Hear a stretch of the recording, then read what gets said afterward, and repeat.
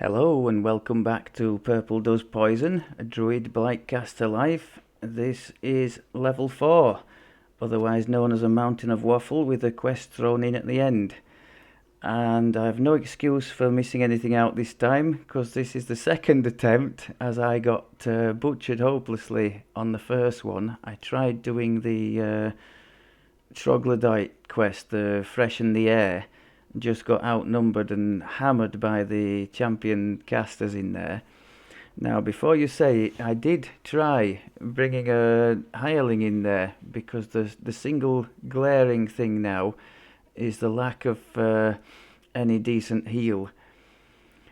So what I should have done was do like everybody does and just leave the hireling by the door and call it when needed. I didn't do that. I had it in and amongst the action. The hireling died, I died horribly, and then I was left messing about with these potions of Cure Serious. As I mentioned, when you're on Elite, these are fine and they feel great. When you're on any kind of Reaper mode, it's doing like 10 hit points a time, and when you've got a hit point pool of around 200, to sit there, for a minute or two, just chugging these things to get back up to the some kind of reasonable health level, it's not particularly fun. I have a feeling that kind of stuff will turn around for us around level 6. I'm looking forward to this, where is it? Death Eater. 3 times equal to your wisdom score. So 3 times our wisdom. I think our wisdom in Reaper is 28. So that would be a serious buffer, and that's on every kill. I think that's going to really change the game for us, because at the moment we're definitely struggling with the healing side of it. But I've seen what the Warlock could do with that buffer of 10 hit points. So I'm hoping this one can do the same and make the gameplay and our passage through it a little bit smoother than is otherwise the case. Damage wise, I'm fairly happy. I've put back the negative energy damage, and I'm trying to use Entangle more instead of Web. Web is definitely the better of the two, but lasts for a shorter duration and doesn't have the added damage thrown in that this does. So I'm sticking with that, especially as in the next level we're going to get access to the 2 big spells are coming. I think we've got the Acid Blast and the Grasping Thorns, which we can double the damage of with this one. You see the line at the bottom there. Sorry, the Spike Growth, not Grasping Thorns. So Spike Growth, level 3 spell with the negative energy damage. That's going to be 3d4 negative energy damage, so that's quite a step up on the Entangle we've been using. I think there could be good times ahead for us. I've tested this Enveloping Swarm on champions and bosses. It's reasonably good. It's just not the incredibly good one-shot machine that the Core Lightning is, that the standard Druid would have at this level. So if you ask me which one I prefer, I'd say the standard Druid's definitely in a better place for that.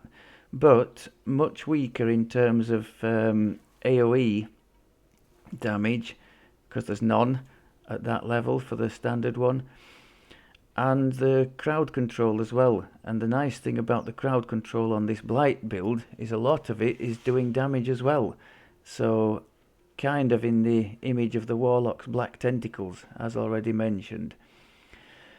I have tested, I think I mentioned already, but it bears repeating, this Contagion.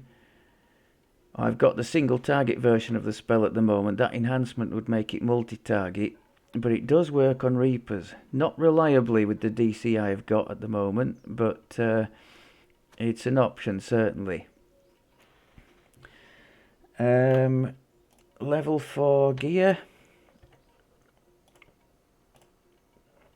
Oh, come on. We'll press the right key in a minute. There we go. Those are all the same. The robe is the same. Now between the bracers, the sapphire of moderate fortification, and the hull melter's mace, which comes from the pirate event, the Treasure of Crystal Cove, we've got over 100 fortification now, which is lovely at level 4. So no critical hits here for the foreseeable future. And that's a very nice item, as mentioned in the Warlock series, for any kind of acid caster, because insightful anything generally doesn't come until level 10 when you can Kenneth craft it. So nice item to have, with the Ruby of Nullification in there to help the negative damage on the entangle type spells. I put a wisdom augment into our force caster stick because we were lacking a bit in wisdom, didn't have a wisdom item. These two little items from the Mimic event are quite nice for low level characters. There's damage reduction there, that sticky goo guard isn't bad.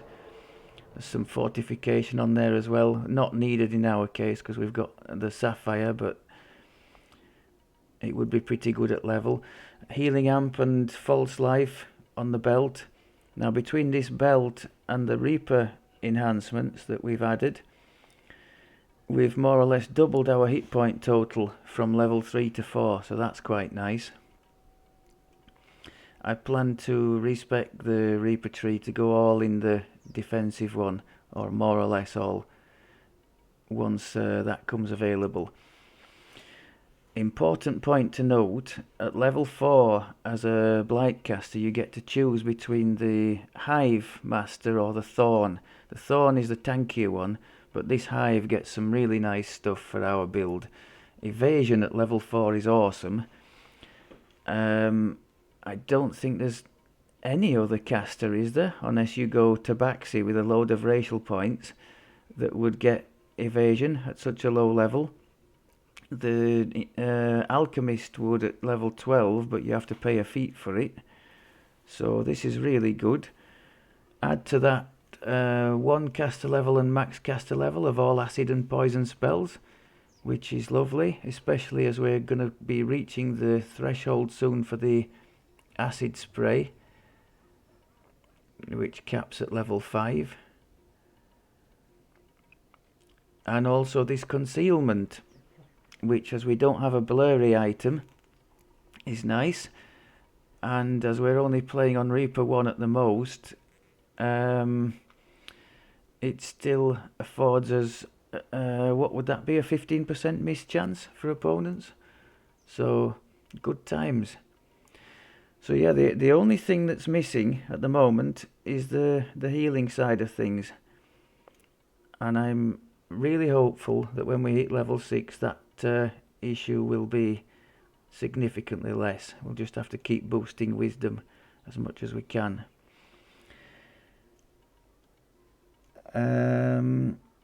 Oh yes, don't do as I did when you're upgrading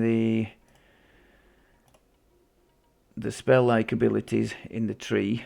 Like if we were to put this one from 1 to 2 points invested, don't forget to drag it from the enhancements area onto the bar to be using the new version, because if you don't, it won't update on its own. You'll be stuck using the older version, as in 1 point spent instead of 2. I think I covered already some of the differences between the standard Druid at this level and the Blight one. The Blight has a slightly easier time of it in my opinion, because it does have some AoE. It has plenty of AoE crowd control between this contagion enhancement, the entanglement, and the web, which the Druid doesn't get normally. Plus the fact that this AoE crowd control can be damaging with this enhancement, and that in fact there's a whole load of enhancements you can take for more damaging crowd control with your thorns and stuff. So that's a nice theme running through this tree. So yes, at this level, standard Druid would have the amazing Call Lightning one-shotting everything, but would lack the crowd control and damaging AoE that this build has. So I think overall this build in probably a slightly better place, at least at this stage.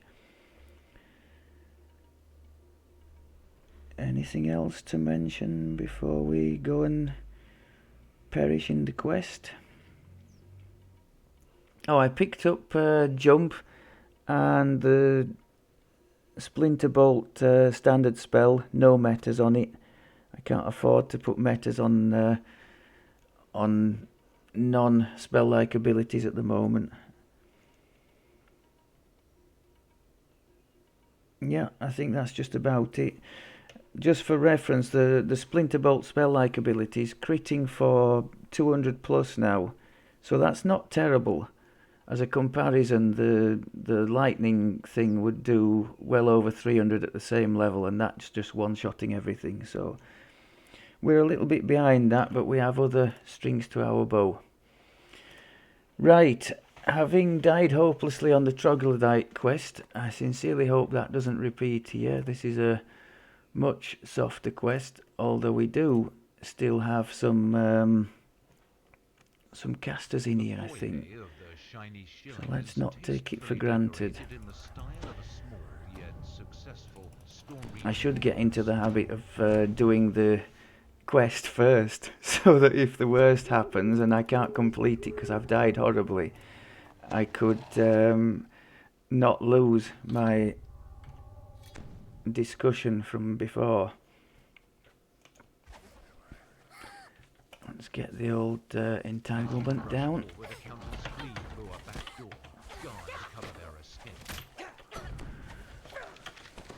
I can try and double up with entangle and web.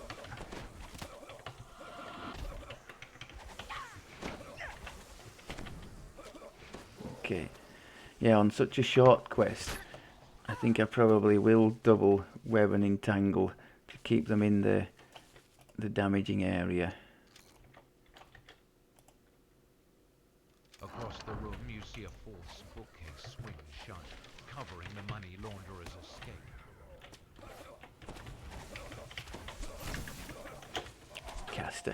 Caster.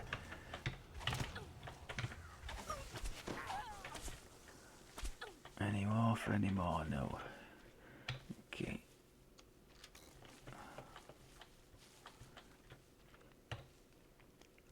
The false bookcase swings open, revealing the dimly lit corridor on the other side. Ooh.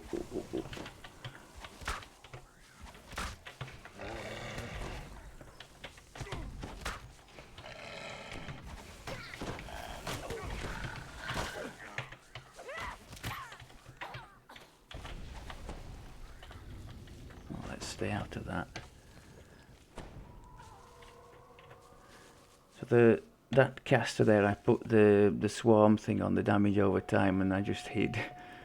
That's what I tend to do with the nastier things. The door ahead is barricaded from the other side. The money launderers must have prepared well for this day.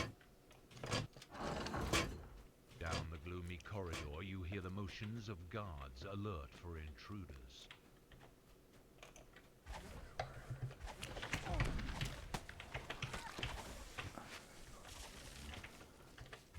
Oh, that lag. And my spell didn't take effect at all, you'll have seen there.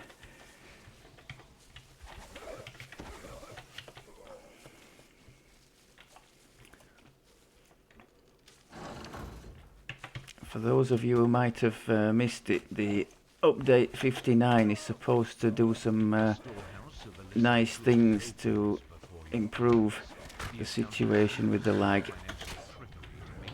I sincerely hope so. Look like legitimate files.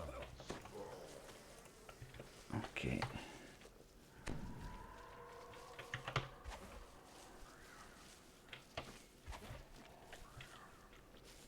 That's the nice thing about the Splinter Bolt, that the lightning bolt wouldn't have that ridiculously long range.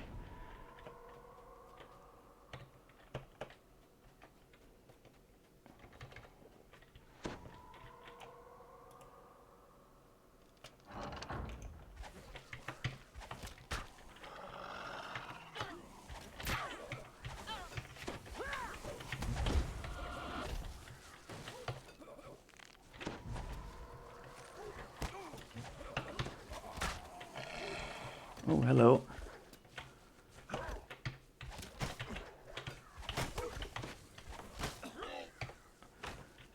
Now then, I always forget to look for these two little barrels in here. You can get a little bit of extra XP and face less opponents if you just click on them, in case you didn't know. The strong room door is locked securely. You can break it down, but So of course I then went and failed miserably on the test. Look where it ended up.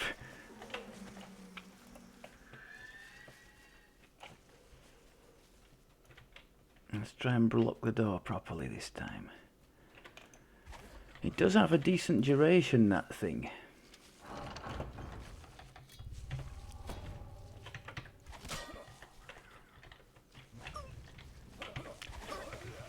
Caster, caster. Ooh.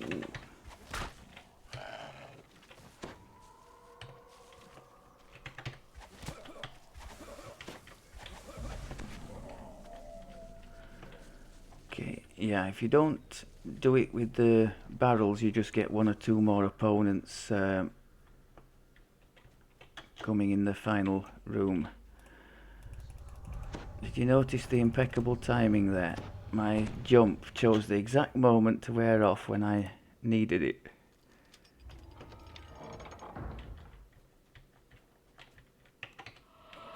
Damage over time, big attack, and he should just die on his own now.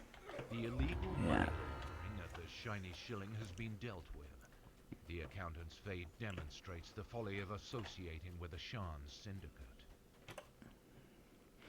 So in quests where you're able to deal with things sort of one-on-one, or there's lots of doorways and things you can block things up, it's not too bad. But in big open quests like the troglodyte one is the freshening the air in the marketplace, it's quite easy to get overwhelmed and to really need some better healing than just chugging these little potions would do.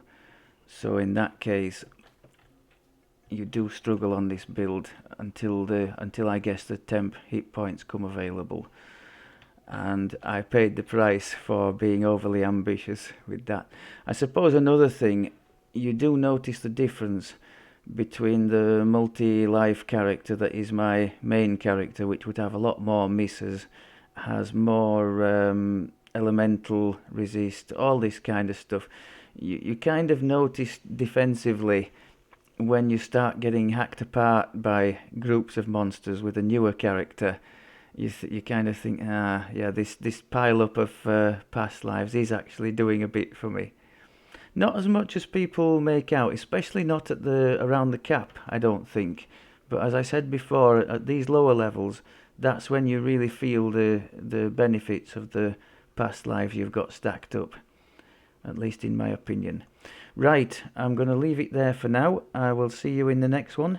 Thank you very much as always for looking, and I'll speak to you soon. Take care.